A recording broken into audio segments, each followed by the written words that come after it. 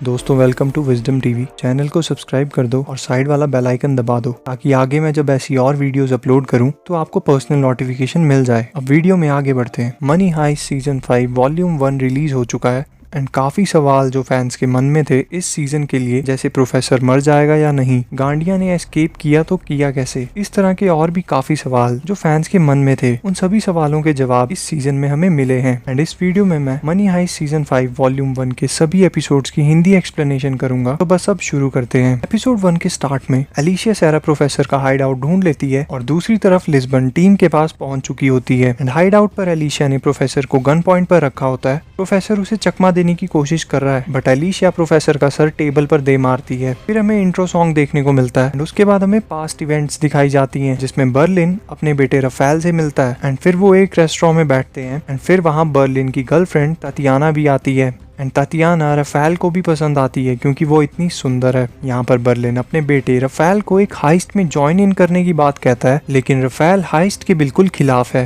And Berlin Rafale को कहता है कि मैं तुम्हें तुम्हारी फ्रीडम दे रहा हूँ। इसके बाद एक और पास्ट इवेंट दिखाई जाती है जिसमें प्रोफेसर लिस्बन को कहता है कि हाइस्ट के दौरान मिलिट्री का भी इन्वॉल्व होना पक्का है और अगर मिलिट्री हम पर अटैक करने लगे तो हम गोल्ड की मेल्टिंग को रोक लेंगे और सीधे एक्सट्रैक्शन करने लग पड़ेंगे। और प्रोफेसर ये भी बताता है कि अगर स्टॉर्म वाटर टैंक यानी प्रोफेसर का हाइड आउट पुलिस ने ढूंढ लिया तो उसके बाद सारे प्लान्स फेल हो जाएंगे और उस टाइम टीम को बस जल्दी से जल्दी बिल्डिंग से एस्केप करना होगा। इसके बाद हम प्रेजेंट में पहुंचते हैं और जैसा प्रोफेसर ने पास्ट में लिस्बन को बताया था वही होता है। लुइस तामायो मिलिट्री को बुलाता है उस बिल्डिंग पर अटैक करने के लिए। फिर हमें आर्तुरो दिखता है जो कि इंजर्ड होता है क्योंकि मनीला ने उसे शूट किया था बिकॉज आर्तुरो M16 गन से उन्हें डरा रहा था। स्टॉकहोम मनीला पर गुस्सा करती है क्योंकि उसने एक हॉस्टेज को शूट किया एंड मनीला को ऑर्डर मिला था हॉस्टेज बने रहने की एक्टिंग करने के लिए क्योंकि मनीला ही एक सेकंड ऑप्शन थी डेनवर और स्टॉकहोम के बच्चे को संभालने के लिए इन केस हाइस्ट के दौरान अगर वो दोनों मर जाते हैं। लेकिन अब मनीला ने अपनी ट्रू आइडेंटिटी रिवील कर दी है कि वो भी प्रोफेसर की ही टीम में है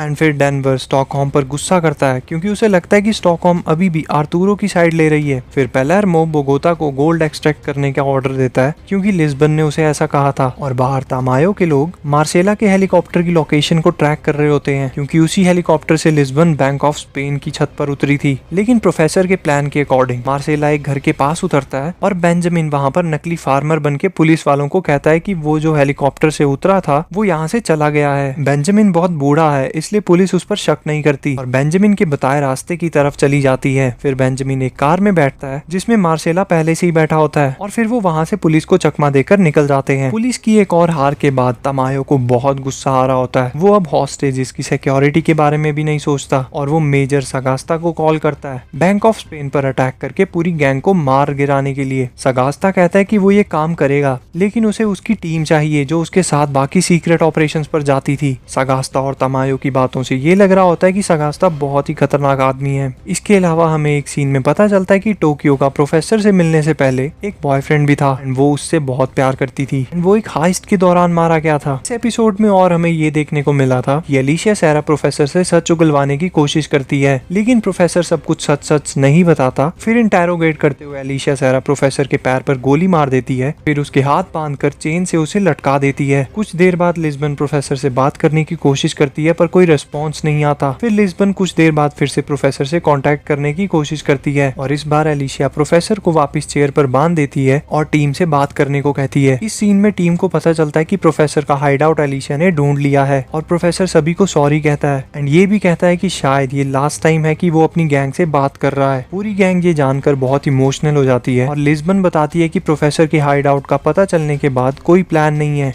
अब बस यहाँ से एस्केप करना होगा। बैंक ऑफ स्पेन के बाहर मिलिट्री आ जाती है और फर्स्ट एपिसोड यहीं पर खत्म हो जाता है। फिर एपिसोड 2 के स्टार्ट में हमें कुछ हॉस्टेजेस बैंक ऑफ स्पेन के बाहर दिखते हैं और उनके बाद लिस्बन, टोक्यो और स्टॉकहोम बाहर आकर बस व्हाइट फ्लैग दिखाते हैं और लोग उनके लिए चीयर कर रहे होते हैं क्योंकि लोगों की नजरों में वो अब सभी के सभी हीरोज बन चुके हैं। फिर तामायो उनसे बात करने आता है। लिस्बन कहती है कि गांडिया बहुत बुरी तरह से इंजर्ड है, उसके लिए एक डॉक्टर अंदर भेजना पड़ेगा। फिर तामायो कहता है कि गांडिया को तुम बाहर भेजोगी ना कि हम डॉक्टर को अंदर भेजेंगे। तामायो से बात करने पर लिस्बन को पता चलता है कि तामायो को प्रोफेसर के हाइड आउट के बारे में कुछ नहीं पता। इसका मतलब एलिशिया सेरा अकेले ही ऑपरेट कर रही है, वो तमायो के साथ मिली हुई नहीं है। फिर लिस्बन तमायो को कहती है कि वो प्रोफेसर से पूछकर बताएगी कि गांडिया को बाहर भेजना है या नहीं, लेकिन बोगोटा को जैसे ही पता चलता है कि गांडिया को बाहर भेजा जा रहा है, वो उसे मारने लग पड़ता है, क्योंकि गांडिया की वजह से ही नायरोबी मारी गई थी। फिर स्टॉकहोम, लिस्बन, टोक्यो अंदर आते हैं और बोगोटा गांडिया को मारने ही वाला होता है। टोक्यो उसे ऐसा करने से रोकती है। सभी गैंग मेंबर्स का ध्यान बोगोटा और गांडिया की तरफ हो जाता है और इसी का फायदा उठा के आर्तुरो ने गैंग मेंबर्स की गन्स उठाकर होस्टेजेस में बांट दी है। फिर गांडिया टोक्यो को और गुस्सा दिलाता है और टोक्यो भी उसे मारती है। फिर आर्तुरो शूट करता है, लेकिन गन रिकॉइल की वजह से कुछ हॉस्टेजेस और डेनवर को गोली लगती है। फिर आर्तुरो और बाकी हॉस्टेजेस वहां से बैंक के पीछे वाले दरवाजे की तरफ भागने लगते हैं। फिर एलिशिया सेरा वीडियो बनाती दिखती है जिसमें वो कहती है कि उसने प्रोफेसर को पकड़ लिया है। एंड तभी अचानक वहाँ मार्सेला और बेंजामिन आते हैं। एलिशिया प्रोफेसर को नींद का इंजेक्शन लगा देती है और मार्सेला को भी एलिशिया बेहोशी का इंजेक्शन लगा देती है और बेंजामिन को डरा कर वो पकड़ लेती है। अब एलिशिया ने मार्सेला, प्रोफेसर और बेंजामिन तीनों को पकड़ लिया होता है। दूसरी तरफ बैंक ऑफ स्पेन में आर्तुरो हर हथियार से गैंग पर अटैक कर रहा होता है और गैंग के पास जो गन्स हैं उसकी गोलियां खत्म होने वाली होती हैं, क्योंकि उनकी सारी गन्स और आर्मरी उसी रूम में है जहां आर्तुरो बाकी हॉस्टेजेस के साथ है। आर्तुरो फिर फ्लेम थ्रोअर से भी गैंग पर अटैक करता है। आर्तुरो पूरी तरह से पागल हो जाता है बस गैंग के सभी मेंबर्स को मारने के लिए। फिर बोगोटा गांडिया के हाथ बांधकर चेहरे पर मास्क लगाकर उसके शरीर से एक स्मोक बॉम्ब लगाकर उसे बाहर भेज देता है और इस तरह से गांडिया बैंक ऑफ स्पेन के बाहर पहुंचता है। बैंक ऑफ स्पेन में आर्तुरो जानबूझकर डेनवर को बार बार उकसा रहा होता है ताकि वो उसके सामने आए और आर्तुरो उसे मार दे। ये बातें स्टॉकहोम भी सुन रही होती है।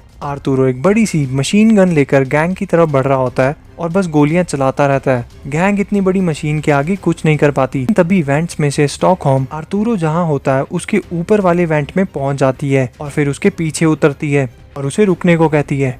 आर्तुरो अपनी गन पकड़ने लगता है और तभी स्टॉकहोम उस पर 2 बार शूट कर देती है और यहीं पर ये सेकंड एपिसोड खत्म हो जाता है। थर्ड एपिसोड के स्टार्ट होते ही स्टॉकहोम आर्तुरो का हार्ट पंप कर रही होती है, बट आर्तुरो की कोई पल्स नहीं आ रही होती। फिर स्टॉकहोम उसे शॉक देती है और एक एनिफेरम का इंजेक्शन भी देती है। फिर वो आर्तुरो को ऑक्सीजन मास्क लगाते हैं एंड अचानक आर्तुरो की पल्स वापस आ जाती है। लेकिन अगर आर्तुरो को बाहर नहीं भेजा गया तो यहाँ डेफिनेटली वो मर जाएगा। पेलेर्मो आर्तुरो को बाहर भेजने से साफ साफ मना कर देता है, लेकिन लिस्बन कहती है हम आर्तुरो को बाहर भेजेंगे और उसमें हमारा ही एक एडवांटेज होगा, और वो एडवांटेज किस तरह होगा वो लिस्बन बाद में बताती है। आर्तुरो के साथ 3 और हॉस्टेजेस बाहर जाते हैं। आर्तुरो को एम्बुलेंस में जाते देख स्टॉकहोम खुद को एक मर्डरर समझने लगती है। उसे इस बात का गिल्ट हो रहा होता है कि उसने किसी का खून किया है। फिर पुलिस वाले उन हॉस्टेजेस की हथकड़ियां खोलते हैं और फिर उनकी चेकिंग करते हैं कि कहीं उनके कपड़ों में कोई ट्रांसमीटर ना लगाया हो इसलिए, लेकिन उनके कपड़ों में कुछ नहीं होता। फिर तमायो एक हॉस्टेज से पूछताछ करता है। वो हॉस्टेज सब बताता है कि आर्तुरो की गलती की वजह से 2 हॉस्टेजेस अभी भी बैंक में घायल हैं और आर्तुरो किस तरह से पागल हो गया था सभी को मार डालने के लिए। लेकिन तमायो उसकी बात टोटली इग्नोर करते हुए कहता है आर्तुरो की कोई गलती नहीं है, ये गैंग की गलती है और हमें गैंग को पूरी दुनिया की नजरों में मर्डरर की तरह दिखाना होगा। और बैंक ऑफ स्पेन में स्टॉकहोम पूरी तरह से घबराई हुई होती है। मनीला उसे काम डाउन करने की कोशिश करती है। फिर हमें पास्ट इवेंट्स दिखाई जाती हैं जिसमें बर्लिन अपने बेटे को समझाता है कि हाइस्ट किस तरह से की जाएगी। बर्लिन रफेल को बताता है कि इस रॉबरी में कोई रिस्क नहीं है। रफेल पूछता है कि वो कैसे, एंड बर्लिन बताता है कि क्योंकि उन लोगों को ऑलमोस्ट 1.5 ईयर के बाद पता चलेगा कि कोई चोरी हुई है। बर्लिन दानिश नेशनल हेरिटेज से वाइकिंग ट्रेजर चुराने की प्लान बताता है। वो ट्रेजर प्योर गोल्ड का है और उस ट्रेजर की एग्जैक्ट नकली कॉपी बर्लिन के पास पहले से ही होती है। एंड उस बिल्डिंग में तातियाना का एक पियानो परफॉर्मेंस होगा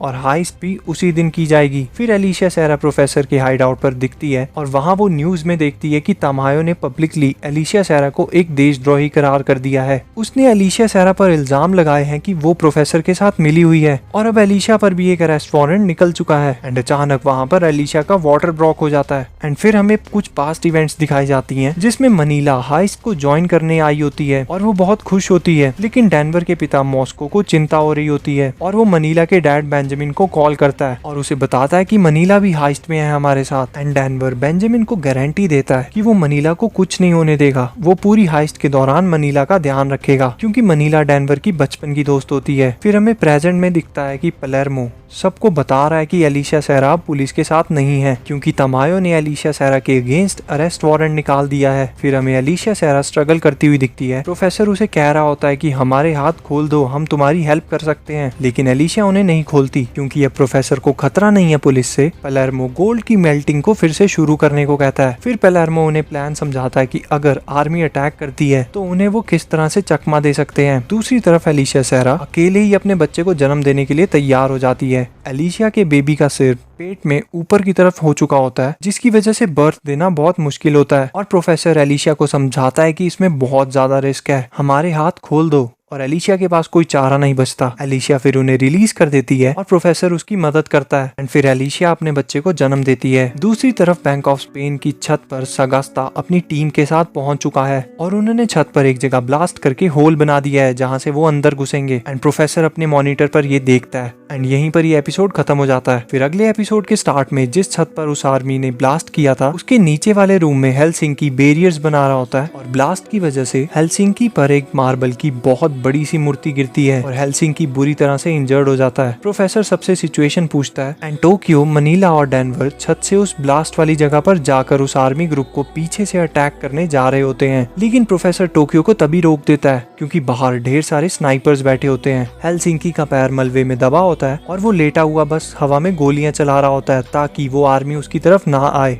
तभी वहाँ बोगोटा और रियो पहुंचते हैं एंड फिर वहाँ पलेर्मो आके रॉकेट लॉन्चर से उन पर अटैक कर देता है। उस आर्मी टीम के कुछ लोग इंजर्ड हो जाते हैं और फिर हमें पास्ट इवेंट्स दिखाई जाती हैं जिसमें रफेल और बर्लिन मिलकर बहुत ही चालाकी से वाइकिंग्स गोल्ड ट्रेजर को चुरा लेते हैं और तातियाना की परफॉर्मेंस भी शुरू हो जाती है एंड चोरी करने के बाद रफेल की बॉडी में पूरा एड्रेलिन सा भर जाता है एंड वो बहुत ज्यादा एक्साइटेड हो जाता है एंड ये देखकर बर्लिन उसे एक सबक सिखाता है। बर्लिन रफेल से वो चोरी की हुई आइटम्स का बॉक्स पकड़कर पानी में फेंक देता है और रफेल को समझाता है कि हमें कभी भी अपनी एंजाइटी को खुद पर हावी नहीं होने देना है, हमेशा अपनी मोरालिटी को सुपीरियर रखो और नेक्स्ट टाइम से हाइस्ट के दौरान काम रहना सीखो। लेकिन ये भी बर्लिन का एक प्लान होता है। तातियाना की परफॉर्मेंस खत्म होने के बाद बर्लिन, तातियाना, रफेल, मार्सेला एक बोट में जा रहे होते हैं। फिर आगे जाके उन्हें एक पुल के नीचे बोगोटा मिलता है जिसने डाइविंग सूट पहना होता है और उसके पास होता है वो चुराई हुई आइटम्स का बॉक्स। इसका मतलब बर्लिन ने ये सब कुछ पहले से ही प्लान किया हुआ था। फिर रफेल बर्लिन की तरफ देखता है और मुस्कुराने लगता है। फिर हम प्रेजेंट में देखते हैं कि हेलसिंकी बुरी तरह से इंजर्ड हो चुका है, उसका पैर उस मार्बल की मूर्ति के नीचे क्रश हो चुका है।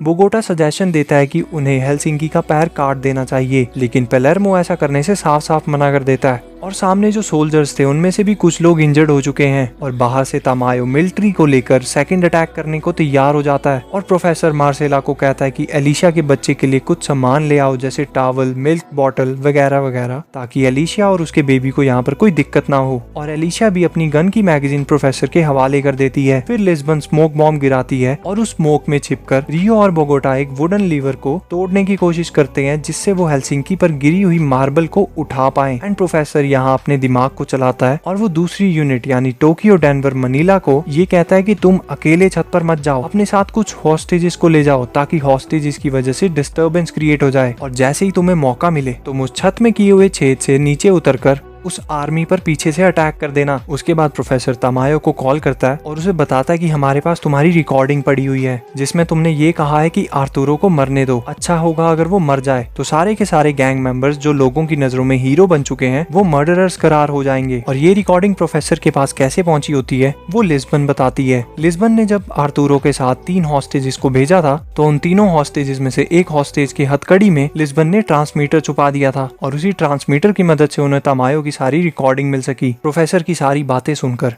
कर्नल घबरा जाता है, वो बहुत बुरी तरह से डर जाता है। प्रोफेसर कर्नल तमायो को कहता है कि तुम सेकंड अटैक मत करो, अगर तुमने सेकंड मिलिट्री अटैक किया तो मैं ये रिकॉर्डिंग लीक कर दूंगा। और कर्नल तमायो ये बात मान लेता है, वो मिलिट्री का सेकंड अटैक रोक देता है। लेकिन इसी बीच होता यह है कि मनीला जो डेनवर और टोक्यो के साथ छत पर है उसे अचानक से पैनिक अटैक हो जाता है और वो घबरा कर अपने मन की सारी फीलिंग्स बता रही होती है। वो ये बताती है कि एक्चुअली वो डेनवर से प्यार करती है लेकिन बचपन से उसने कभी भी डेनवर को कुछ नहीं बताया था। डेनवर उसे कहता है कि तुम ये बस घबराहट के मारे कुछ भी कह रही हो। मनीला कहती है कि मुझे लगता है मैं मरने वाली हूँ, इसलिए मैं बस मरने से पहले तुम्हें सब कुछ सच सच बताना चाहती थी। और अंदर बैंक ऑफ स्पेन में उस वुडन लीवर की मदद से हेलसिंकी को उस मार्बल की मूर्ति के नीचे से निकाल दिया जाता है। प्रोफेसर उन्हें कहता है कि यहाँ पर एक स्टैम्पीड क्रिएट कर दो ताकि टोक्यो, डेनवर और मनीला को आसानी होगी आर्मी के लोगों को मारने में। फिर आगे हमें देखने को मिलता है कि टोक्यो, डेनवर और मनीला छत में किए हुए उस छेद से नीचे पहुंचते हैं और अब आर्मी के आगे भी गैंग है और पीछे भी। हर तरफ से आर्मी अब गैंग मेंबर से घिरी हुई है। कॉर्नल तमायो ने जनरल सगस्ता को भी मना किया होता है कि किसी को भी मारना मत, लेकिन जनरल सगस्ता यहाँ पर हर तरफ से घिरा हुआ है।